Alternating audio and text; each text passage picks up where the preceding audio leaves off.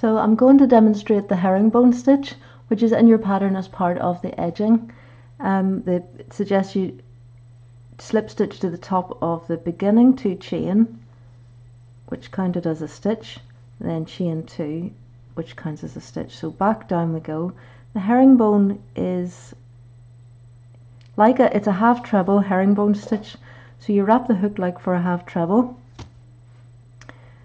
go in and out and through the second stitch, and then take off the last 2. So yarn over, in and out and through the second loop, yarn over and through 2. And we'll consider 3 for the corner right now. I can't remember if I suggested do 5 or 3 at the corner of the herringbone half treble. I think it was 3, but I can't quite remember, so just bear with me. Yarn over, in and out of the stitch and through the second loop on the hook, then yarn over and through the 2, yarn over, in and out and through the second one, yarn over and through the 2. And it helps if you stay quite loose just while you're getting the measure of the stitch, and stick your thumb in there a little bit just to control it while you learn it.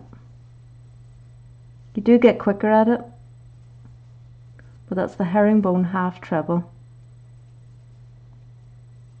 Yarn over, in and out of the stitch and on through the second loop on the hook, yarn over, in and out and through, yarn over and through the 2, yarn over, in, out and through, yarn over and through the 2.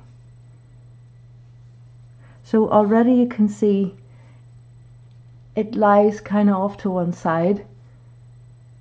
When you work it in back and forth rows, it does create like a little herringbone sort of chevron style, but when you work it round and round like this, this little nut forms a quite decorative pattern, and the stitches appear to be hanging over to one side, so it's really very nice.